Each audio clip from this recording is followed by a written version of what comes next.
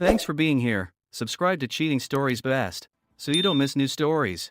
A husband overhears his wife talking to a friend about plans for the train she plans to. Today's story with a similar plot. Enjoy watching it. Sometimes life gives you a lot of lemons, sometimes not. The main thing is how you get through it. I have spent my entire adult life putting the needs of others first, whether it was my parents, my wife, or my children. I sacrificed my desires by pushing them aside. Case in point, my wife and I got married young because I got her pregnant. Remembering that period, I am no longer sure that I loved her. Our 3 children were almost 20, and my wife and I were very successful in our careers. I was the CFO of a mid-sized company here in the boonies. Since I took my vows, I have never looked at another woman my entire married life. Lauren, my wife, or real beauty, was the head of the art department at the local university. She was a natural blonde, tall, with large breasts and wide hips. After giving birth, she became more snug than slender. We both completed our degrees online. Daniel, my eldest, joined the service to further his education and did so well that, thanks to the help of a senator, he was invited to an officer's course because of his grades. Our daughter Caroline got married right out of high school and also studied online. Her husband was a good guy, but he hadn't achieved anything yet. My youngest, my namesake, just signed with a minor league team. I carefully attended all university social events where senior staff were expected to be present. Let's be honest, I got along with all those liberal socialist snobs like sour cream and peanut butter. As head of the arts department, we had to attend every play, every concert, and every guest lecturer. Most of them were clearly left-wing. My wife was into these things, but I wasn't. As a result, politics were not discussed in our home. Every spring break, my wife and 4 of her coworkers went on a mini vacation. This year was their 10th trip. Each year, they chose a new location for the cultural experience. This was supposed to be a time to expand their understanding of the basics of humanity. This year it was Jamaica. Over the years, when someone left, new people joined, but the group always remained dense, 5 women. This year they were scheduled to fly from Cape to St. Louis and then to their destination. I was downstairs working in my workshop at the back of the house on yet another project my wife decided we needed to do. I swear she found projects for me to keep us apart. Every guest we had was amazed at the quality of work they saw. The biggest job I've ever done was designing and building her new kitchen after I tore down a non-load-bearing interior wall. The lockers had all the modern conveniences. Her island, overlooking the dining and living areas, could seat 6. The white pine floors and custom countertops made it absolutely gorgeous.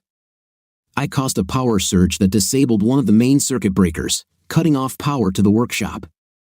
I went out into the backyard because our electrical panel was built in and hidden in the wall behind a picture in the family room we added. I had just turned on the switch when I heard my wife's cell phone ring.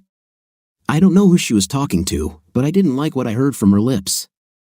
I go on spring break every year because it allows me to get out and about and have fun, Lauren said. The last day of school is Thursday. We all take sick leave and fly out on Friday. We have 9 nights and 10 days to get everything we want without hurting anyone and keeping our reputation spotless. Those who are already pepper will always be a lot of salt. I quietly walked outside and sat at the picnic table for a moment to compose myself.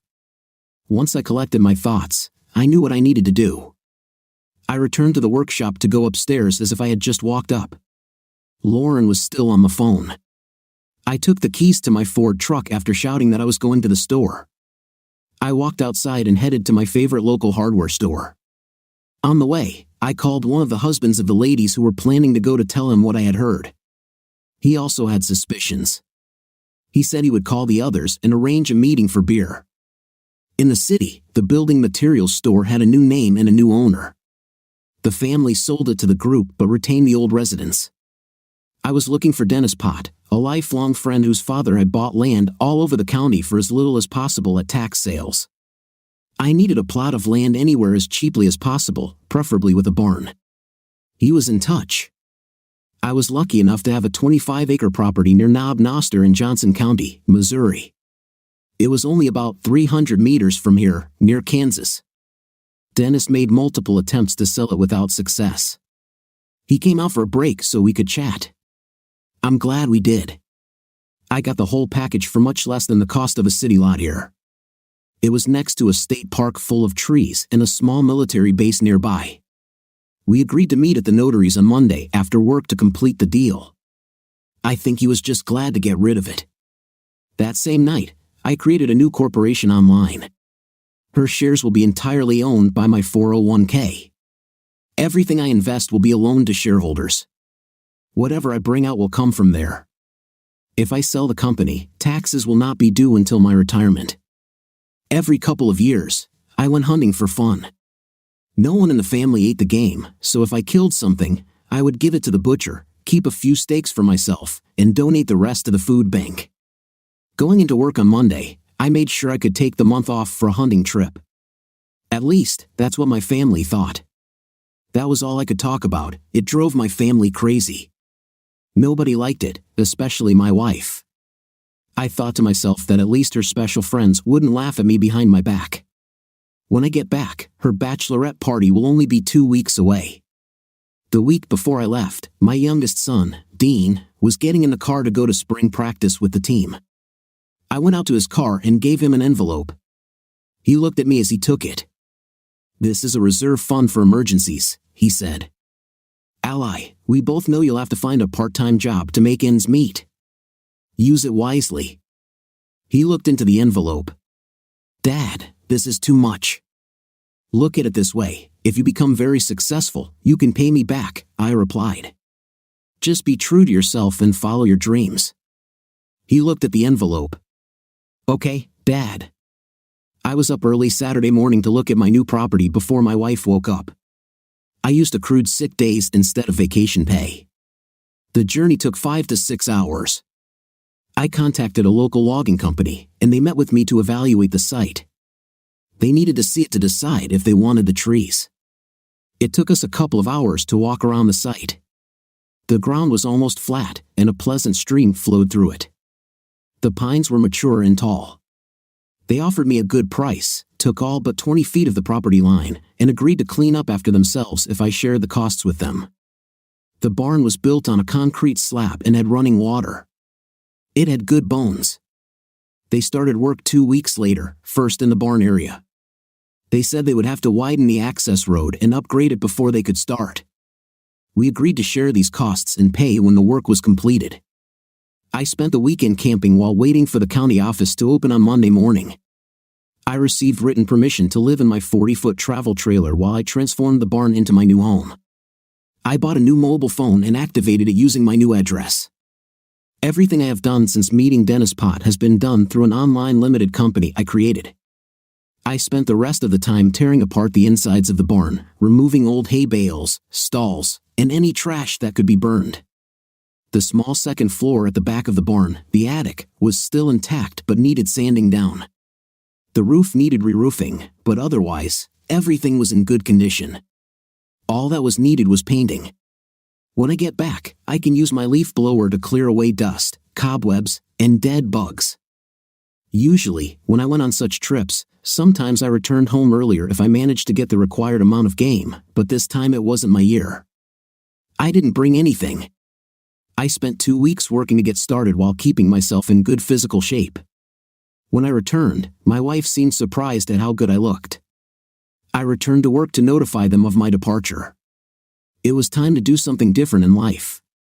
The day before my wife left on her trip, I finished her latest project. It just needed painting. I noticed that the things she was packing weren't what a wife or mother would normally wear on vacation. I accompanied her when she went on a little vacation with 5 girlfriends, like all the other husbands. We then went to the Golden Corral for breakfast. The next morning, all the ladies' phones were switched off. No one took their laptops with them, as work was the last thing on their minds. I handed over the money I agreed to. They will cover my share in the execution of our plans. Over the next 9 days, their Facebook pages will be filled with vivid memories of the trip. The person we hired said they were easy to hack. For those intimate encounters that were recorded, there will be a link to watch the full video. Click here. The video will be stored in the cloud. They will all return to an altered reality. It was expensive, but damn, it was worth it. I returned home to prepare my trailer and make sure it was ready to go. I started packing my tools and equipment as compactly as possible, trying to save space. We had a surprise end-of-day event on Friday night to wish me luck in whatever I was going to do. Earlier this week, I took out half of our total cash assets in the form of a bank draft. I received my final salary, including paid vacation and sick leave. My retirement funds were transferred to a new 401k that I set up. From day one, I always bought U.S. bonds through payroll, cashed them in without my wife knowing, and invested the funds through my financial planner. He agreed to sell my shares and transfer the net amount directly to Bank near Knob. All funds were deposited into a corporate account for which I had already received a credit and bank card. Now, there were about $600,000 in this account. Everything I deposited into the corporate account was recorded as an interest-free loan. Once the divorce is finalized, I will split everything.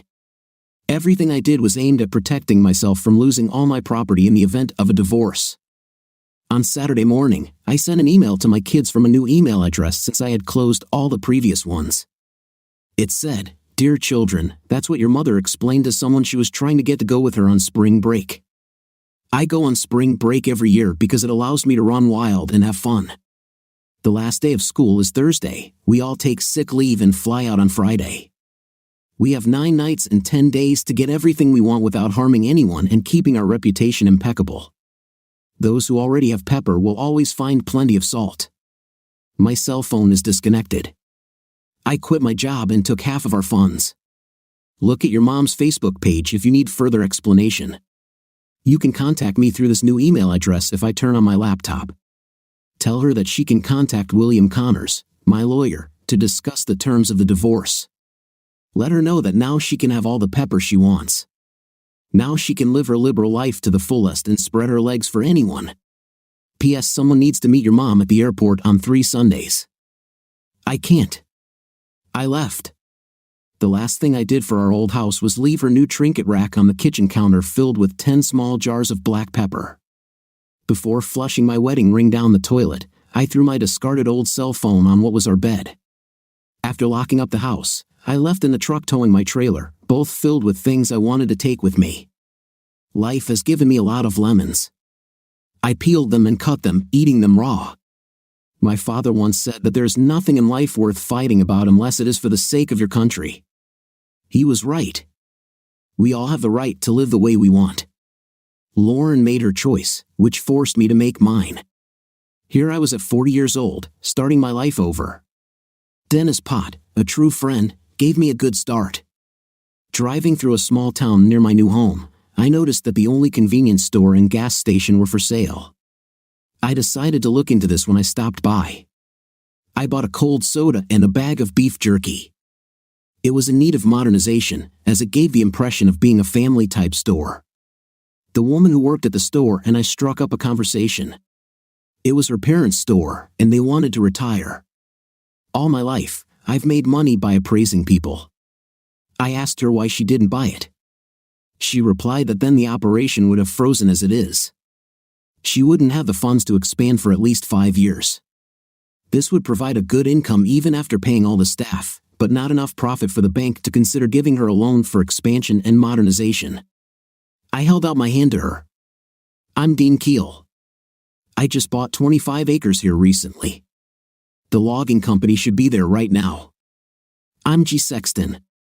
So you're the city guy who bought the old brown place, she said. My parents are your neighbors. What are your plans for the place? I'm going to turn the barn into my new home, I explained. Hopefully, the electric line is already installed so I can start on Monday when the first shipment of lumber arrives. There's already plumbing. Not sure if I'll use the local sewer or install a septic tank. The local sewer system is better. There were problems here in the winter, G said. Thanks for the advice, I replied. Do you know anyone in the area who would be willing to work for cash for a few months? My best friend recently lost his job. He's a little lost and without any specific skills but would be happy to learn, said G. I really need help building a house, I said, writing down my number. Do me a favor and write a plan for what you would do if you had the funds for this place. get cost estimates, and show me a 2-year cash flow forecast based on how you think it will affect sales, I said. Come see me, and we'll talk it out together. Are you serious? Asked G with excitement. Seriously enough to consider it, I replied with a smile. You know where I'll live. If the car is there, that means I'm there. What kind of trailer? Asked G. The county let me live in it while I built the house, I laughed. I was surprised how much was cleared. The stumps were pulled out and piled up with tree branches. Once dry, they will burn for many days. Gravel and fine sand were brought in to form a properly wide driveway for heavy equipment. Part of the cost of this will go into my income. The power company has installed the power line and is ready for me to connect. It is laid along a new road, which suits me as agreed. They stopped 20 feet from the barn. I backed into the trailer and began to set it up when the supervisor of the work crew working that Saturday approached me. I explained who I am and what I do. I asked him if he knew anyone with a backhoe who could do an urgent job. He asked what I needed to do, and I explained. He said he would wait until the end of his shift and stay to do it for me. The barn was almost 40 foot tall, so I decided to leave a 3-foot crawl space at the front of the first floor. By 8 in the evening, a trench had been dug around the barn, and the ground was leveled so that the slope sloped away from the barn. On Sunday, while driving around the area, I found a place that sold rebar, and they cut me the required number of rods, 3 feet long. I built a 3-foot concrete wall at the base of the barn and along 3 sides all the way to the end to prevent unwanted water from entering. This will be completed with a freshly poured 5 feet wide paving slab. Jeannie arrived 2 weeks later on Sunday. The foundation for the rear deck was already poured, and the sewer line was connected to the county line with a connection for my trailer. 16 huge piles of tree roots and branches were burning. The new floor of the first floor had been laid. All rooms on the first floor were framed, and openings for doors and windows were cut out. 2 stairs to the next level had already been installed. The small second floor of the barn will become a sitting area with a huge window instead of attic doors. Before rising to the 3rd floor, that's where she found me. I was working on installing 1-inch plywood for the 2nd floor. Hey Dean, you took this seriously. I'm impressed with what you did, she said. You've already framed the 1st floor. It's going to be huge. Why did you cover all the outside walls with plywood? Hi G, I replied. You're right, even with 6-inch thick exterior walls, I didn't realize how much space I'd get by doing it this way. 1-inch plywood will allow me to restructure the barn in the future without damaging the inside. Thanks for bringing CJ. He really helps a lot. He's becoming a good builder and adapts quickly. We work 12 hours a day, and he doesn't complain. I told him to take a day off today. I stood in front of her. At that moment, I realized that she must have had a raised floor behind the counter in the store. I towered over her. I'm 6 foot tall, and she's only 5 feet 6 inches. We went to my trailer. I made coffee before we started our discussion. Her proposal was impressive. Her sales have grown by 10% in the last 5 years. She wanted to double the size of the store. She saw the main growth in alcoholic beverages, which she wanted to add to the range. A percentage of these customers would probably buy something else. She wanted to work around the clock because the extra hours would only require payment. It was nice to see that she understood business. I suggested that the night shift employees also clean the floors and bathrooms, which would save the $2,000 a month they were paying for the cleaning service. Upgrading to a computer system, charging for air, and adding a self-service car wash with an outside dog wash on the far side of the property will create additional revenue. She could make accounting entries slowly using a commercial system, thereby reducing her accountant's bills to a one-time payment at the end of the year. Oh yeah, a third-party company should be entrusted with maintaining payroll. With the price of gasoline increasing by 1 cent per gallon, that alone could generate enough money to cover the mortgage. We agreed over coffee to form a new limited company where we both contributed the same amount of money. I borrowed the additional $150,000 required at the current federal rate as an open mortgage on the building and land from my 401k. She called her father and told him about our plans. He said he would take it seriously when he met me. Why don't you both come to dinner? Tell him he can bring his wife, she said. I'm single but not married, I said. I just started a divorce. I told her how it happened. She was surprised that I was 40 years old. She thought I was younger. She was also divorced. Her only daughter at 16 was almost on her own. She got married right after school and was 34 years old. It seemed like her father wanted to evaluate me himself. He listened while we talked about her plans. We told him about my proposals. The only thing he noticed was that with the changes we were making, we were understating our sales and projected net income. He agreed to remove the advertisement for sale since I was buying it for his daughter. There won't be any trouble. He lowered the price to reflect the savings on commissions. She was delighted.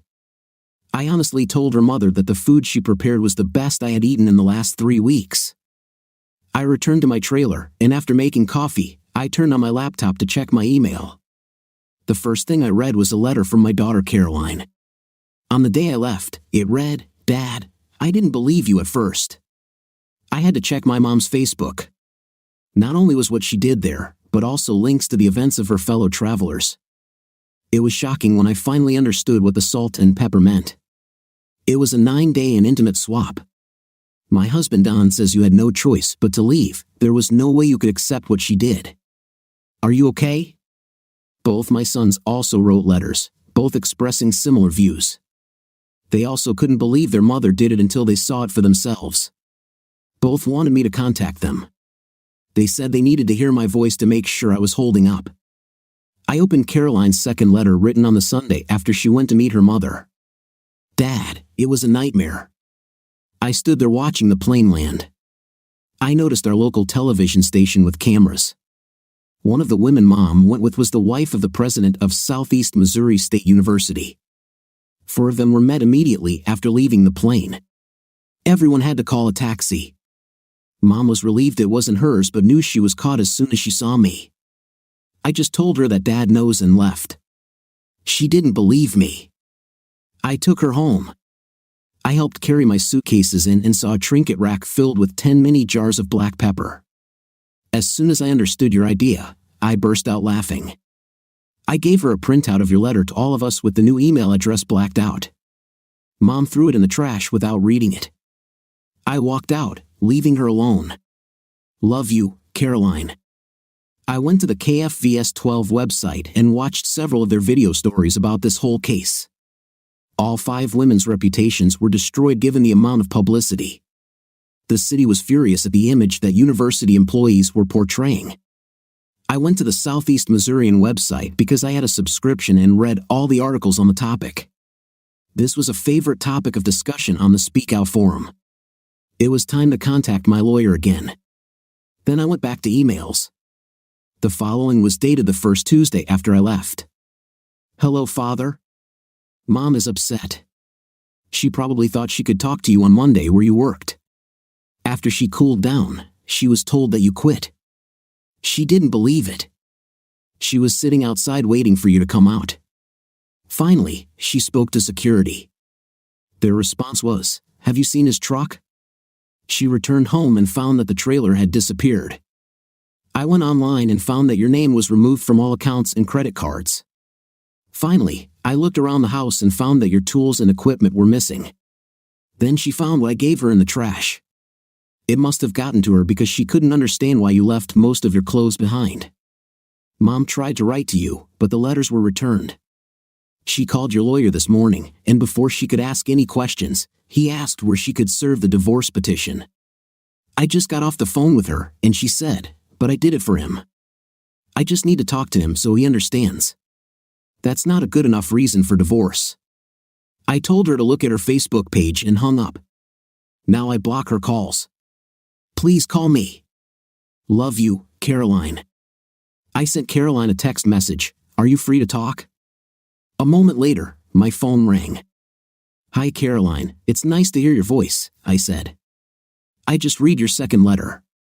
Thank God. Just hearing your voice makes me know you're okay, my daughter replied. How long have you known about her special trips? About 2 months before Dean left for spring training. My hunting trip was a ruse so I could get everything set up, I answered. All 5 of us men worked together to gather evidence on all of them. The only thing left to do was to share ownership of the house with your mother. After paying off our current debts, I took half of the remainder and removed my name from everything. Mom isn't coping with it at all. I don't think she ever expected to be found out. She still believes what she did was okay, Caroline explained. She claims she didn't publish anything. That's how liberal-minded people think, I replied. They are not responsible for their behavior. They have a certain view of reality that has nothing to do with the facts. Ask her in a moment of clarity whether she would be okay with me doing what she did. You and I both know that this would be unacceptable. Where are you now, and what are you doing? My brothers will want to know too. Whoever hears from you first should tell the others, Caroline said. Good news, you're going to be a grandfather soon. Congratulations. How did Don react? I asked. After he got over his excitement, he got serious about it. He signed up for an online accounting certificate course. He's working hard on his courses now, Caroline said. He's always enjoyed it, but he's been putting it off. We're lucky that I'm finishing mine in June. I'm hoping to find a new job with a higher salary to help pay off my student loans. Just FYI, I'm building my new home and in the process of buying a business. Other than that, I'm still on staff. Won't say anything more until the divorce is finalized. Love you and send my love to Don and your brothers, I said before saying goodbye. I left a message on William Connor's answering machine asking him to call me back. Everything went as I expected. Lauren fought the divorce, arguing that no harm was actually done because it was just a night. I had to ask myself why I even married her. William said she couldn't stop him. We made her burn because of her adultery. He warned that it could drag on for months, depending on the judge. I may have to go back to talk to him. I said I'm in no hurry. Word spread about what we were doing with the barn, so people came to see it. Some offered their services. Everyone was impressed with the quality of the work. This gave me the idea to turn it into a business. CJ started to get really into it. I've always liked working with my hands. The logging company leveled all the land around the barn. The job turned out to be more than they expected. While I was at the lawyers with Jeannie setting up the corporation and purchasing the store, I asked CJ to break ground on a new workshop and garage. It was within walking distance from the house. With the completion of the 3rd floor, we brought in plumbers, gas, and heating specialists to do their job. CJ understood why I left the extra height between the floors. This allowed us to hide communications between the floors. It took us 2 days to install the ceilings. My new house now had 8-foot-high ceilings. While the electricians did their work, CJ and I laid the flooring in the attic and installed the sheathing so we could add insulation to the sides of the barn walls. I called a glass company to install all the windows and exterior doors. The window for the space on the landing had to be made to order. At this time, we built a raised deck floor with storage and installed black iron railings around it. I told him that I had ordered an awning that automatically extends over it when the sun is at its zenith. I had to laugh when CJ said after work one Saturday that he had never worked so hard or enjoyed work so much in his life. Once that's completed, he said, my mom has already made a list of things she wants me to do. Every time he had a day off, he spent too much on professional tools and equipment. CJ, it takes a special person to do this, someone who sees value in what they create with their hands. It took me many years to understand that, I said seriously. Build a career doing what you love. I've learned. Now go away, and I'll see you on Monday. At $20 an hour, CJ was making good money, and he knew it. He also realized that it was a bigger job than most. Insulators and drywall installation crews were expected to begin next week. CJ and I would start working on the workshop since the floor was already poured. We prepared our support beams and installed them before pouring the floor. Once this is done, it will also have a 5-foot walkway around it. We will take possession of the store on Monday. It is currently closed for renovations. When it opens, we will call it DJ's. We negotiated with the gas companies and got the best offer, allowing them to compete. As a result, we will have 6 prepaid gas stations instead of 2, with an additional percentage of profit margin on every gallon. There will be no more losses due to people leaving without payment. I had just finished showering and loading laundry into the built-in washing machine when I saw Jeannie drive up. I was wearing only clean blue jeans. She was carrying a huge picnic basket as she walked towards the trailer. At that moment, I noticed her for the first time as a woman. It made me realize that I was ready to move on. Jeannie held up well. Childbirth didn't change her figure much. She was slim, and her face was quite narrow. Her curly red hair was shoulder-length, and she had an attractive smile that reflected her warm heart. Her hazel eyes were still sparkling. She had good breasts, but not so large that it was immediately noticeable. She still had a figure that made people pay attention to her. I wondered about the fool who let her get away. The food wasn't anything special, but it was great: egg salad sandwiches with onions and chips, and 2 bottles of popular wine. She seemed interested in the color scheme I was planning for the interior of the house. We walked around discussing it. I don't know how she did it, but she got me to open up and talk. She liked the landing with the huge window where the doors to the attic used to be, as it had a clear view of the creek behind it. Jeannie noted that this space could be used for many things. It was already long after midnight when she left. I thought men were supposed to pursue women, Dean said. CJ, Jeannie does everything to let you know that she is free. If a girl like her started courting me, I wouldn't hesitate. CJ, I'm not single. I'm still going through a divorce. Until it's finalized, it wouldn't be fair to involve anyone, I replied. People will talk behind my back, saying I'm taking advantage of them. I value Jeannie too highly to let that happen. Besides, I haven't been on a date in years. Yes, you have, CJ countered. In my opinion, you already went on a picnic together, which lasted until late at night. Damn, I thought, the guy is right. We had county inspectors checking out the barn and workshop on Friday. Before we could use the workshop, it had to be approved by the fire inspector. The electricians installed a separate meter for it. I had already told CJ that he would finally get the weekend off. The plasterers and insulators still had to finish their work next week. I was going to get commercial rip saws, bandsaws, and routers over the weekend. We had just finished when CJ's mom called. Since it was our first 2-day weekend since starting work, she invited me to a barbecue the next day. I agreed and asked what I should bring. She said, cold beer. My parents think you're pretty special, CJ said. You gave me a chance at Jeannie's word. I've learned a lot these last 10 weeks, and they know it. It's just their way of saying thank you. It will be interesting to see when something other than your loose work clothes. Yeah, sure, we both know Jeannie will be there. She's your mom's best friend. Those two are up to something, I said with a smile. They probably have one more thing they want me to do before Jeannie takes over the store again. CJ started humming Matchmaker from the movie Fiddler on the roof as he walked to his car, laughing. It was my favorite movie. After I put a few things away, I went into the bedroom to watch the only channel I had. I don't remember what happened then. I immediately fell asleep. On Saturday morning, I drove to the nearest town and had breakfast at a restaurant before getting my hair cut. I had my beard and mustache done professionally. She sold me a haircut kit to help me maintain this condition.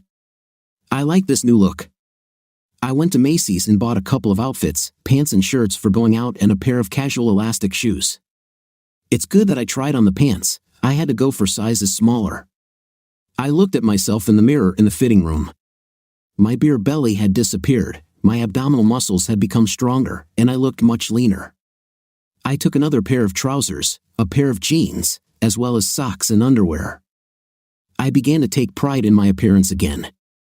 The last stop was for metal tables, hardware, and wood to begin building the many cabinets.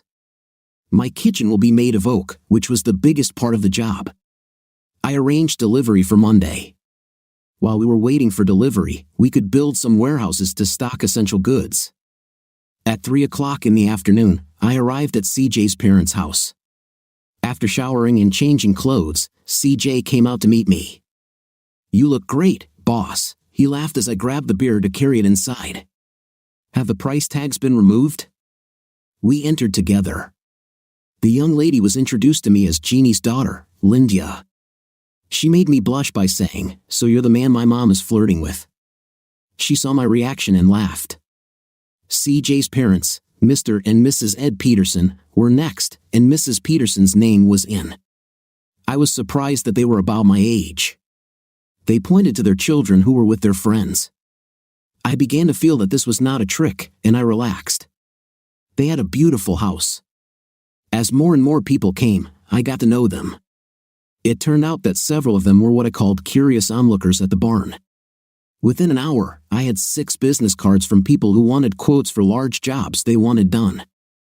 I told everyone that I would start building cabinets, and that would take me at least 2 months before I could get back to them. Everyone seemed willing to wait. Jeannie and her parents were the last to arrive. Her father and mother walked past me without recognizing me, which made Jeannie laugh. I let my hair grow out and my beard grew out because my soon-to-be ex hated it. Since I spent most of my time working, I lost sight of myself. Now I'm back to some normalcy. Jeannie came up to me and took my hand in hers. Jeannie looked stunning. She pinned her hair behind her ears, applied her makeup and lipstick effectively. She wore a knee-length white dress that showed off her figure, highlighting her curves. She dressed in a way that emphasized her femininity, and it worked. I complimented her on the way she looked. We were still holding hands when we caught up with her parents. "Mom, Dad, don't you recognize him?" asked Jeannie. "Dad, he's just like you. When he's passionate about something, he ignores everything around him until he's done." Stuart Johnson, Jeannie's father, said, "Well, damn it, you look good, son. I wouldn't recognize you without your long hair and bushy beard." Mary Stewart added, "Dean, don't mind him. I have pictures of him looking like an ogre because he worked too hard." Jeannie tried to get me to help her convince you to slow down and take a break. We've been together almost 40 years, and the only thing that slowed Stuart down was old age. "Thanks, Mom," Jeannie said sarcastically. "For that matter, tell it like it is." Someone finally gave me a cold beer. For a weak beer like Bud Light, at least it was cold. I think Stuart noticed my glance. "I brought 2 12-packs of my favorite strong beer, Guinness," he said. I turned to Jeannie and asked, "Are you drinking this?" "I haven't even tried it," she replied. She took it, and Stuart and I went to find a couple of large beer glasses. He liked a lot of foam, I didn't. Everyone got what they wanted because we poured it ourselves. "We're back to women," Mary said. "Can you imagine? For years we had this idiot who liked to drink tar meat Dean, and it gives your father some credibility. Now I can never get him to stop drinking that stuff. Most beers are meant to be drunk quickly. A good strong beer is a real man's beer to drink slowly," I said defensively. "It fills you up and doesn't make you want to drink more." "Were you a car salesman before you moved here?" Mary asked, because that sounds like complete bull. "Well, it's like with a woman's breasts.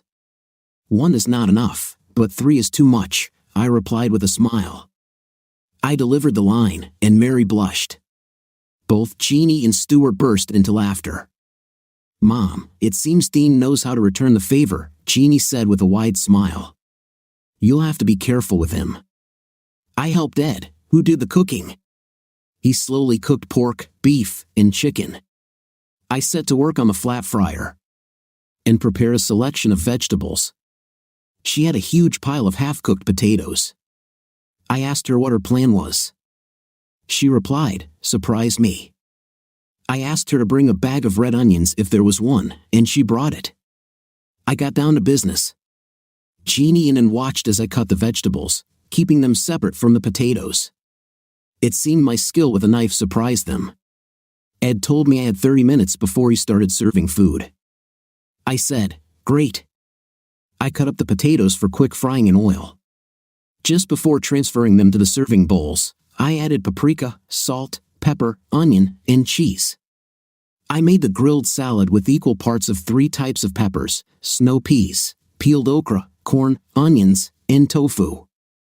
After grilling, I coated it lightly with a homemade dressing of Worcestershire sauce, honey, mustard, and vinegar. This was my take on the theme of Mexican cuisine. Both dishes were simple but a hit. Someone said Jeannie now has a man who can really cook. Later, when most of the guests had left, 4 of us sat down at the table. And Ed thanked Jeannie and me for our help. I don't remember who suggested it, but it was strongly recommended that we all go to Branson for the weekend before the store reopened. I listened to their arguments and eventually agreed. Later, as Ed walked me to my truck, he said, "I think you should know that Stu told me earlier that he's been waiting almost 20 years for a man like you to be in his daughter's life." It was only after I had changed into my pajama pants that someone knocked on my door. I should have known it was Jeannie. "Do I always have to make the first move?" she asked. Without words, I picked her up and carried her to bed. She stayed the night, and neither of us slept much. I woke up to Jeannie talking on the phone. She had already started making coffee. A few minutes later, Linda arrived with takeout from the town diner and a change of clothes for her mother. This was what was needed. While Jeannie was in the bathroom, I talked to Linda. "Mom got divorced 6 years ago," Linda explained. "You're the first person she's been interested in since then. You are the complete opposite of my father. She's never looked at a man the way she looked at you last night. I think she's in love, so please don't hurt her." I told Linda my story. When Jeannie came out of the shower, I showed her the pictures of my children that were stored on my laptop. Of course, Linda wanted to see them too. My mobile phone rang. I noticed it was Caroline, so I answered and put it on speaker. "Hi, Dad," my daughter said. "I just thought you should catch up on the latest news. Mom is no longer fighting the divorce, so it is approved. All that remains is to confirm the decision on the house." "What made her change her mind?" I asked seriously. "Looks like 5 ladies picked up an unexpected gift from one guy during their trip. Somehow it became public domain. It made her realize that she could never get you back." Seeing the reaction and ridicule, she saw for the first time what she had done. Now she's even ashamed. The university is trying to force her to resign. They won't succeed, but they will do everything they can to make her leave. How does she cope with emotions? I asked. Now that she had to see her behavior from the other side? "Dad, she's a complete nervous wreck. I'm still so angry about what she did that I don't even care. Everything our mother taught us was thrown away by her behavior," my daughter explained.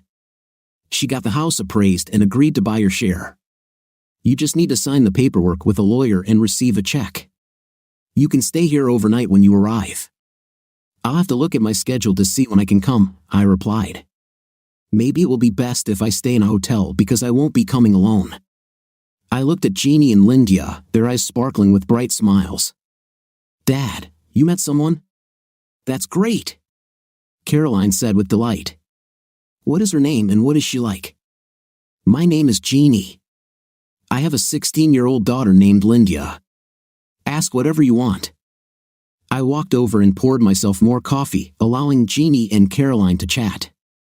Relationships cannot be forced to develop, they must be allowed to develop on their own whenever possible. Linda came up to me and hugged me tightly. "Jeannie and I have been friends since childhood," said Linda. "From her, I learned what kind of person you are. She said that you always think things through before you say or do something. Grandma says you look a lot like my grandfather. If you decide that this relationship is serious, I will support you to the end." I smiled and hugged her back. Jeannie and Caroline were still in contact, and from the sounds of the conversation, they were on the road to friendship. So I took Linda on a tour of the house. During it, she told me that she was interested in interior design.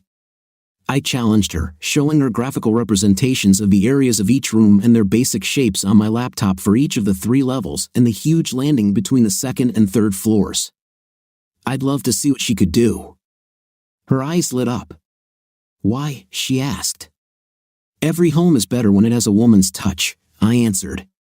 "The cabinets in the kitchen and bathroom will be made of oak. I'm going to hang pink and red stained glass lamps over the kitchen island. Remember that countertops and tiles should complement the overall look of the rooms." "Good speech," Linda replied. "That's because I know what my mother likes." I didn't say a word, although it was tempting. When we returned, Caroline and Jeannie were still talking. Linda just expressed her hopes. Jeannie and Linda decided that I needed to see a little of what the area had to offer, so we headed out to enjoy the day before it got too hot to suffocate. Jeannie sat next to me in the truck. Whenever Lydia had the opportunity, she would introduce me as her mother's boyfriend, taking full advantage of it. Lydia controlled the music, and she chose new country, which I noted was like old rock and roll but with jazz elements. The three of us got into a lively discussion about singers and bands from different times. One day, Jeannie's parents found out about this and told her that we were all invited to Sunday dinner. I wasn't ready for family dinners, so I suggested they join us and we'd go out to a restaurant.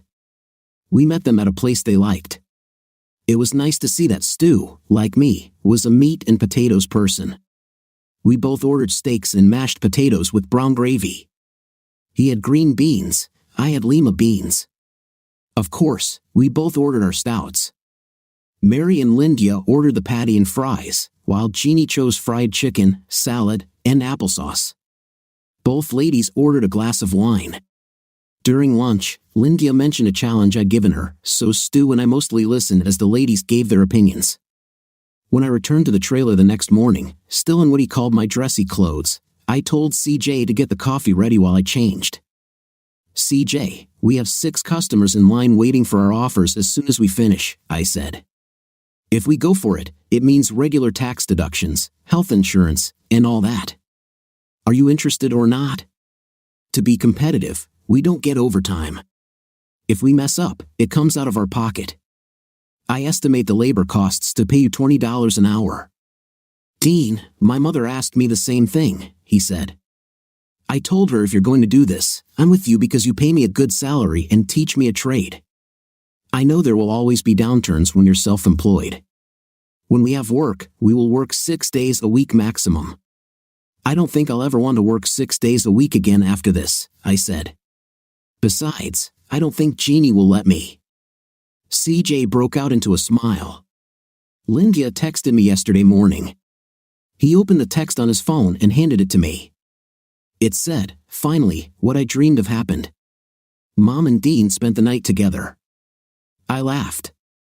At lunchtime, Jeannie brought us lunch. CJ and I were spoiled. She spent the afternoon helping us, first unpacking the equipment, then putting away the packaging while we set up the metal tables and got ready to go. With her help, by 6 o'clock in the evening, we had completed preparations for the launch in the morning. Before closing for the night, I did one more thing. Using my laptop with a new printer, I printed out the dimensions, positions, and layouts for a complete kitchen. I pinned the 3D image to a bulletin board in a small office. Jeannie's eyes lit up as I explained to her the design of the pots and pans drawers, a bookcase-style food rack that could be rotated at the touch of a button for access from 2 sides.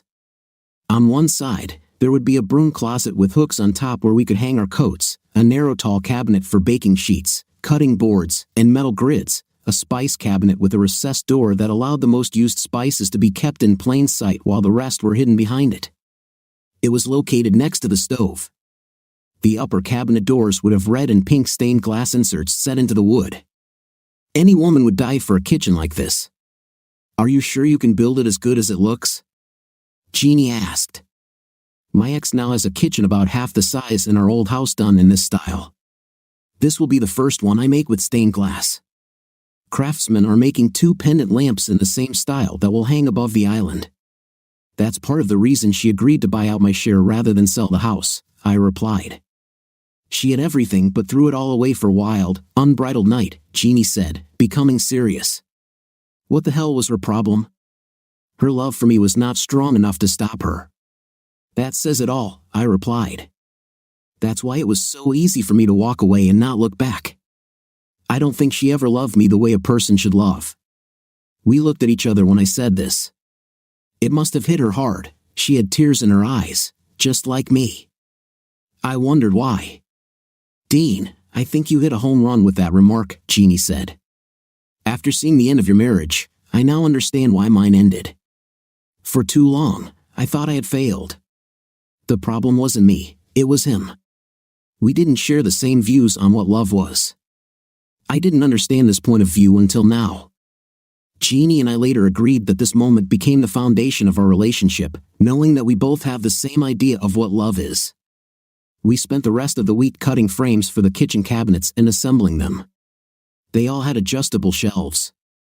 On Thursday afternoon, when CJ had to continue working until we got back, Jeannie and I headed to Cape Girardeau. We asked Lindia if she wanted to come with us, and she wisely declined. Jeannie and I drove about halfway before we checked into a decent hotel. There was a bar with a small band playing live music, and we spent the evening dancing. During a break in one of the performances, the musicians joined our table, and we struck up an informal conversation. I asked them if they knew the song Years From Now, which was popularized by the group Dr. Hook. They knew it, so when they got back on stage, they started the set with this song. Jeannie and I were on the dance floor. Later, we were lying on the bed when I asked her if I could scratch my chin. She looked at me like I was crazy and said, "Sure, go ahead." One can only imagine where this led. She later told me that she wouldn't fall for it again. I laughed. We had just left William Connor's office. I held the settlement in my hand. He was holding funds in trust until I signed the documents. Since all outstanding issues had been settled, divorce papers could now be issued. We still had a couple of hours before Caroline and Don got off work. Jeannie asked me to show her where I used to live, so we drove past. I couldn't help but notice that the lawn was not well maintained by my standards. We drove into a shopping center and stopped at a jewelry store. Jeannie wanted to know why. "Well, I think it's time to give you a promise ring if you're ready," I said. "Lindia and your father let me know that they support me." She was ready. Finding a quiet spot at a restaurant in Cape Girardeau on Friday was like finding a needle in a haystack. Caroline and I agreed to meet at the Hickory House in Jackson at 5 o'clock. They were already waiting when we arrived. I was surprised because right behind Caroline and Don were my two sons. Dean, being a catcher, was called up as a substitute due to injury and was passing through here. His batting average was .270, which couldn't hurt. Daniel had a few days off, so he could be here. I looked at Jeannie's smile and knew she was aware. Lindia was also aware, which is why she spoke next. "My God, Dad, you look strong," Caroline said. "Your daddy body is gone. Love your new look. Are you going to keep it?" "Jeannie, this is Caroline and her husband Don. The two behind them are my oldest, Daniel, and the other one is Dean," I said. "Yes, Caroline, I will keep it. My waist has shrunk 6 inches, and I'm not as soft as I used to be."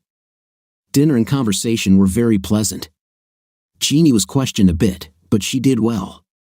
Me too. As soon as everyone found out that I was converting a barn into a house, Jeannie explained how we met and showed them a photo of me in work clothes carrying wood. I didn't know, but she was photographing the barn in various stages as it was being remodeled, explaining that it had over 3,000 square feet on the main floor. The second and third floors are smaller due to the huge landing between the floors. When the ladies excused themselves to go to the restroom, my sons expressed their approval of Jeannie. "Dad, it's been years since you looked this young," Dean said.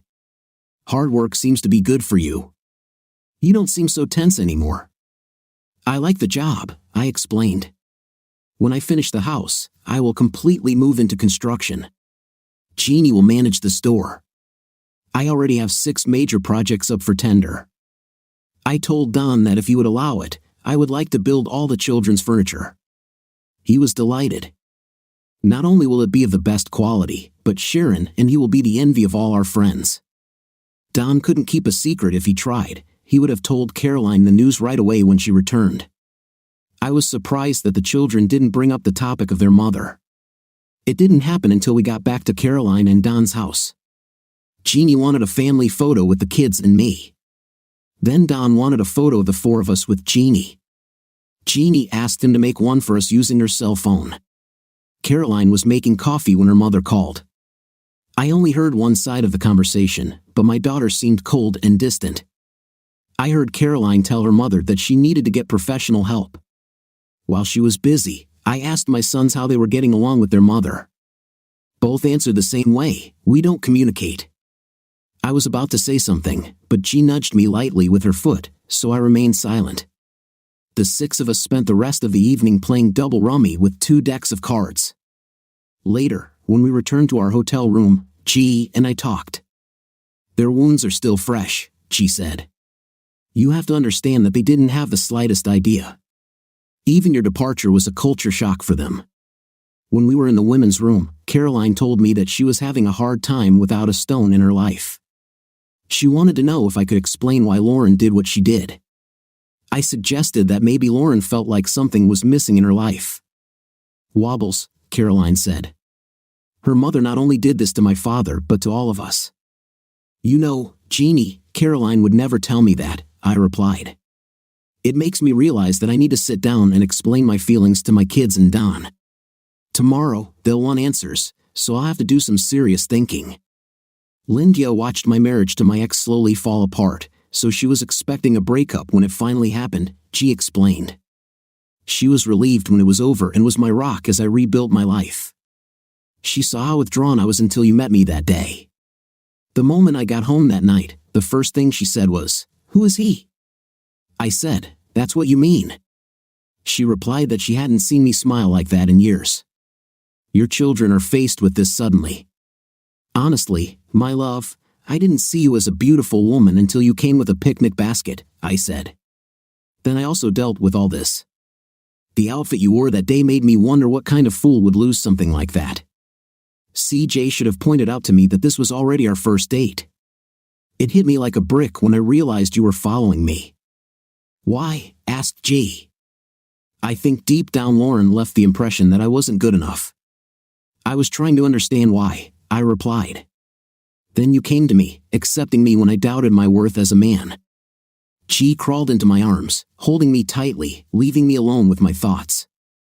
I think she realized how much she saved me by preventing me from going where I was headed. Each of us helped the other free ourselves from the past. This was bound to happen sooner or later. It happened completely unexpectedly. G and I met Lauren. We slept in a little longer on a lazy Saturday morning, so we decided to go to Golden Corral for brunch. Lauren walked past me as I picked out my first plate of food. She was there with one of the ladies from the university whom I had never met before. I smiled because it was obvious that she didn't recognize me. I was wearing off-brand jeans from Walmart, a fitted t-shirt I bought online layered over a long-sleeve denim button-down shirt, and cowboy boots. With my new hairstyle, full beard, and weight loss, I was not the same person I once was. G, who was of North African and European descent, had a darker natural skin color and dressed accordingly. I often heard her say that she was a white pepper. I pointed to my ex to prepare Jeannie in case something happened. G cleverly noted that Lauren's face and body expressed the stress she was under and said she was on the verge of a breakdown. Since I met G, she has introduced me to the cuisine of her culture. As a result, I gradually reduced my intake of starches, fats, and salt, expanding my taste preferences.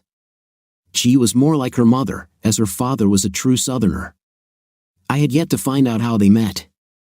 Duh, I can't believe it's you, Dennis Port said, pulling out a chair and sitting down across from us. You look like you did when you were young. I laughed. Dennis, I want you to meet G. G, I've known Dennis since he was a kid. We went to school together. Dennis and G quickly hit it off, and soon he was telling her about our childhood antics. He could always put a funny spin on events and soon made her laugh. Jeannie noticed Lauren looking at us with a surprised look on her face. I told Dennis what I was doing with the old place. G showed him the photos on her phone. This led to the story of how we dismantled his father's barn to build our fort while his father was away on one of his trips. My father let his father spank me for this.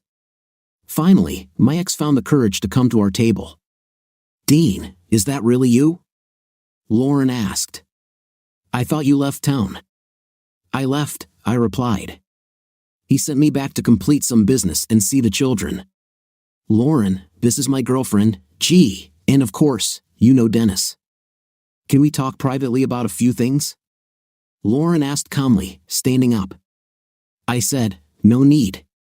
Our marriage ended when you went on your first intimate vacation over 10 years ago. When I found out what you were doing, I got tested for STDs. Thank God they came back clean. I left because I didn't want to be reminded of you.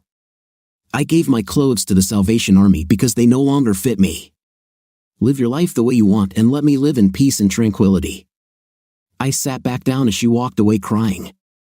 I looked at Jeannie, and she had a smile on her face. "I can't believe you were so cold." "It's so unlike you," she said. Dennis laughed. "Gee, this man will give his shirt off his back if he really needs it and expects nothing in return." Lauren built herself a bridge too far for Dean to ever cross. The day he found out, he came to talk to me. When he told me what she said, I knew she was dead in his eyes if he could prove it. I gave him the land at a cheap price as a token of gratitude for all he had done for me and my wife over the years. What I lost in market value, he has already reimbursed me twice. If he feels manipulated, he will simply end it and leave. We learn to read people early. We may get burned once, but they will never do it to us again. If she wanted that lifestyle, Lauren could honestly have had it. We would have just gotten divorced 10 years earlier, I said. For me, life is too valuable to waste.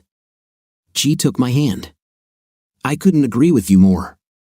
We won't have a big wedding, just 2 witnesses and a magistrate when you're ready. We continued eating. Dennis took his plate and joined us. When G stood up to get more, Dennis said bluntly, "She's beautiful, Dean. My wife Gina will love her. Lauren should have known when she saw you that you chose someone better. G has more class in one finger than Lauren ever had." It brought a big smile to my face and boosted my self-esteem. I was still explaining how we met when G returned. Of course, she had to give her 2 cents. Dennis watched us with pleasure because we were already finishing each other's sentences. Before we left, Dennis talked us into agreeing to come over for after-dinner drinks so G could meet Gina.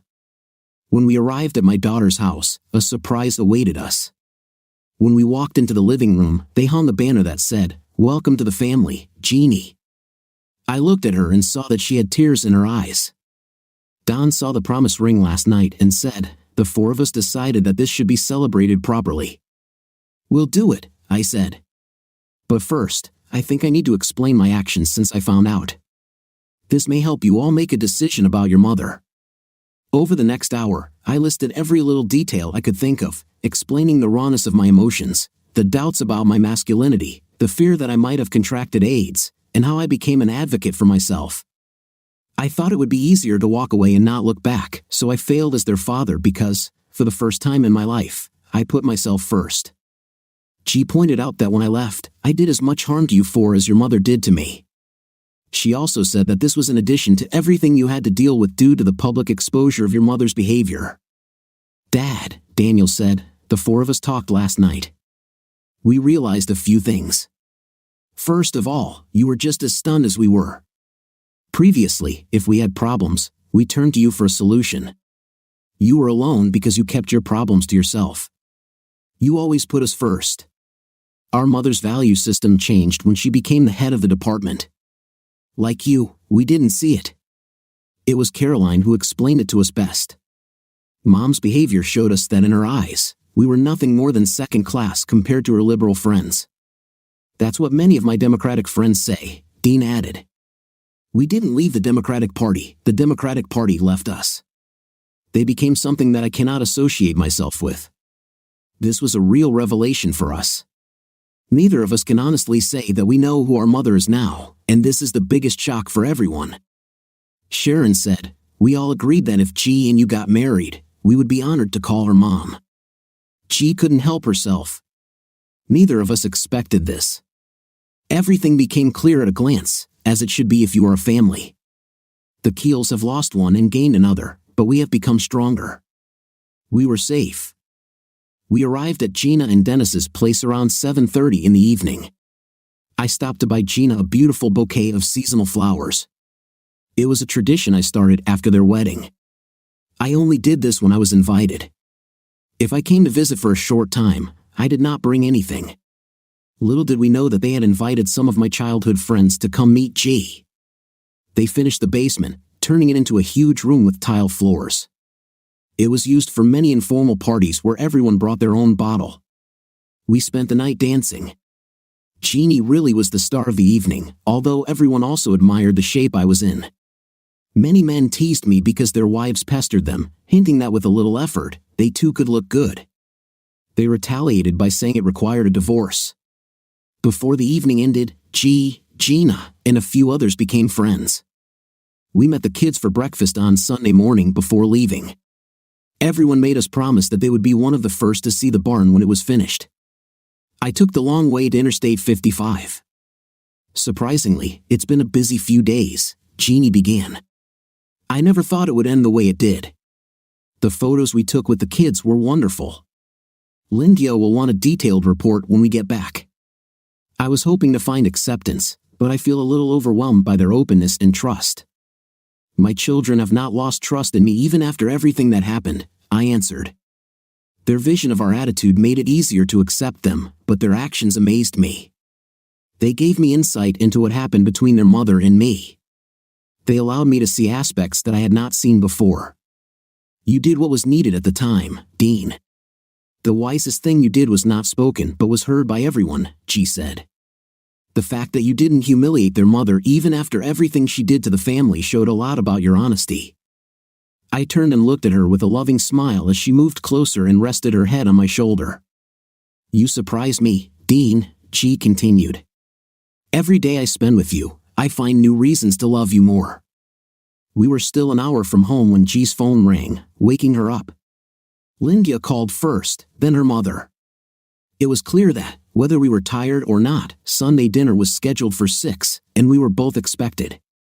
We arrived at G's parents' house 15 minutes before 6 to find cars parked everywhere. Mary and Stu had called the whole family home. I learned that G has 5 siblings, 2 brothers and 3 sisters. I only had 1 sister. Those who were able to come did. Lindia was the first to notice her mother's new promise ring.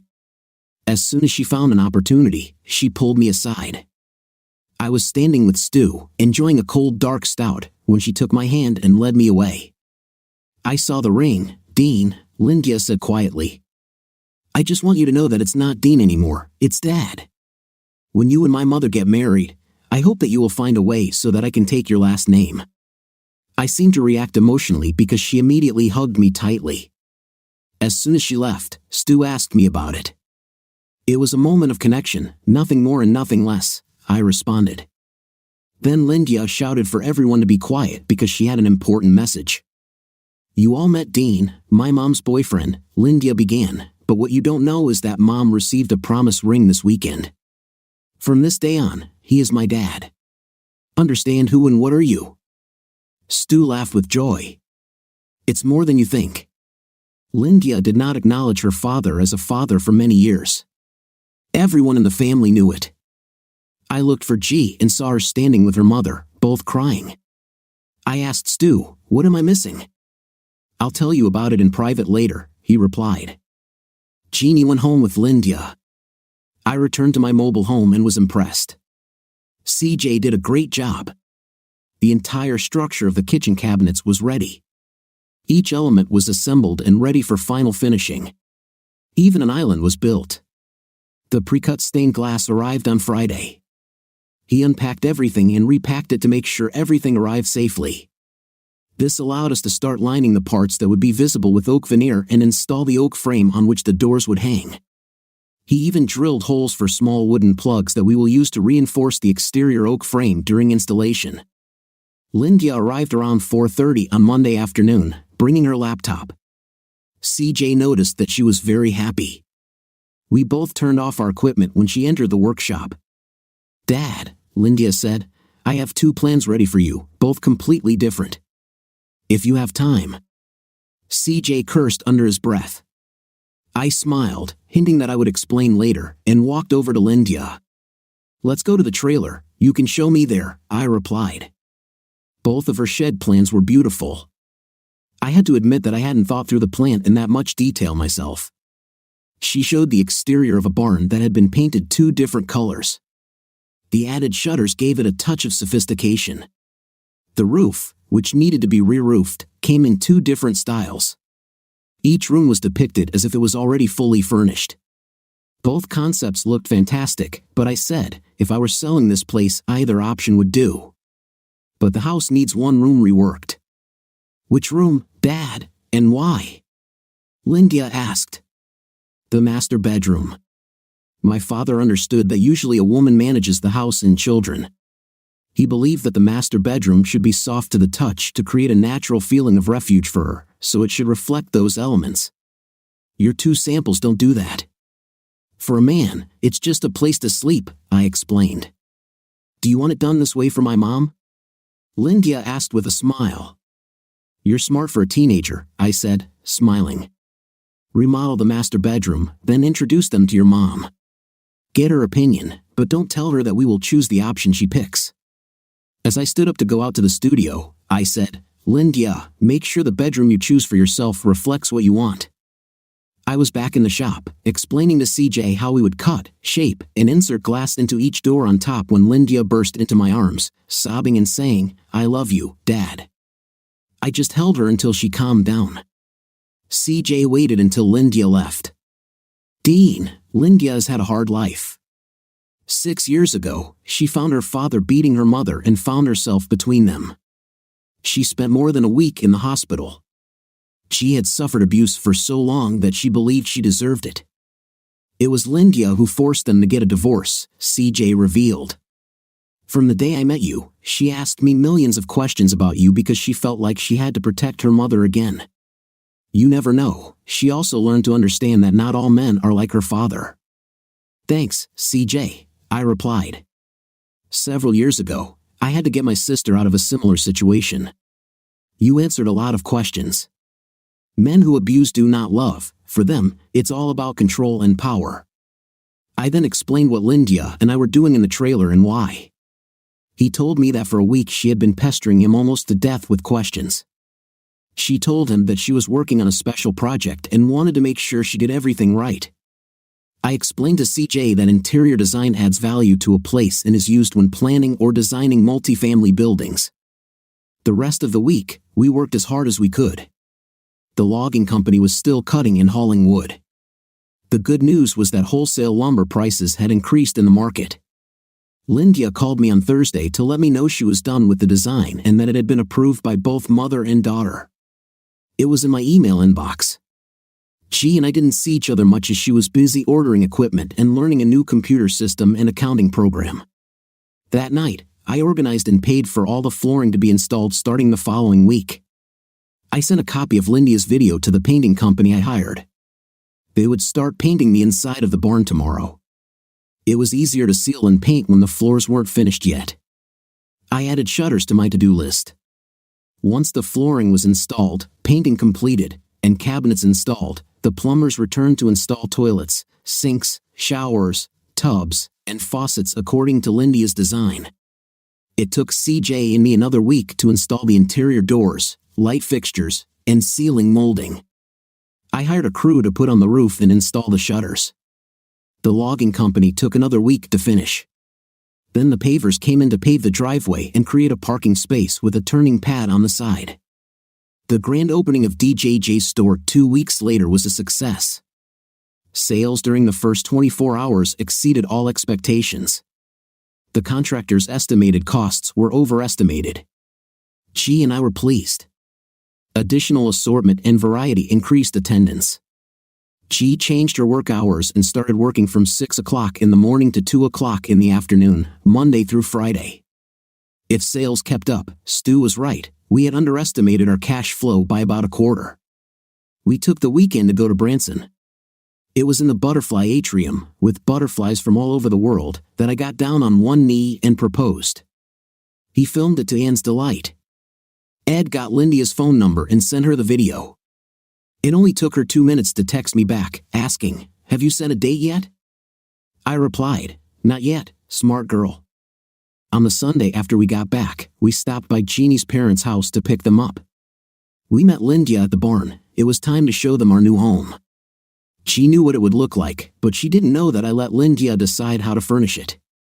As the items arrived, CJ and I carried them to the rooms Lindia had chosen. CJ and Lindia called a group of their friends together to set things up. I gave her a budget and emphasized the importance of quality, not a single chipboard. Mary and Stu were delighted with the house. How open and welcoming it was impressed them the most. Mary couldn't believe that G would have such a kitchen. It had a view of most of the living room, dining room, and family room. The entire first floor was warm and welcoming.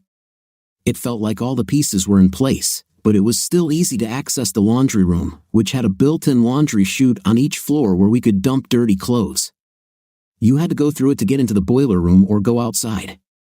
On the other side of the boiler room, there was a semi-toilet. Each bedroom had its own huge bathroom and dressing room with a sitting area. Lindia chose the first one for herself and proudly talked about every detail she chose. But it was the area on the landing that we decided to use as an open library that caught our attention. Both knew that wildlife would be attracted to the meadow we created. This place was ideal for observation. They asked me what I was going to do with the mobile home. "I'll sell it if I can," I said. When G saw the master bedroom, she was shocked. Lindia chose well. The pastel colors created a soft and inviting look. The 4-poster bed, matching dresser, and 2 nightstands were already set up. The his and hers closets on either side of the master bathroom amazed G with their size. We haven't furnished the other 3 bedrooms yet. We sat by the island in the kitchen. Lindia ran out to the trailer to fetch 5 glasses, a 2-liter bottle of cola, and the Crown Royal I had hidden. She was surprised when I poured her a drink. "A toast to Lindia, to thank her for her work and efforts in bringing us all together," I said. I gave her a certain amount of money, and she stayed within the budget. Jeannie's eyes filled with pride. "You helped Dean do all this without me knowing? When? How?" "Lindia did this from our home. If she liked something, she would email Dean to get his approval before ordering and paying," Stu said. "She really impressed me with her knowledge and skill. She was looking for quality and value." It took us another 4 weeks to complete the landscaping, laying down an acre of lawn around the house and sowing clover throughout the rest of the property. Stu plowed it, sowed the seeds, and within 2 weeks, CJ and I completed our first commercial project. He needed 2 weeks to complete the work for his mother. I started work on some nursery furniture for Caroline. She was planning a wedding. This would be the first time the whole family would be together. We settled things with the logging company. It turned out that after all the calculations, I earned enough to cover our salaries and the costs of buying and building a house. My ex-wife Lauren had suffered a nervous breakdown and was now on medical leave. Only time and recognition of her actions could heal her. It reminded me that each of us must find our own way to overcome. Jeannie came into the workshop after work, looking worried. I stopped what I was doing and turned off the equipment. "You look worried," I said, hugging her. "What did the doctor say?" Jeannie's face broke into a smile. "You'll have to make 2 more sets." "2 sets of what?" I asked, not understanding how this had anything to do with the doctor. "Children's furniture," she said with a huge smile. "The doctor thinks he heard 2 heartbeats. Hopefully, one will be salt and the other will be pepper." To this day, Stu and I joke about whether it was a wedding at gunpoint. What do you think of our story today? I think the situation is not a pleasant one on my husband's part because it's not pleasant to cheat on your husband with one of the employees every year. What's your opinion? Write in the comments. Until new videos.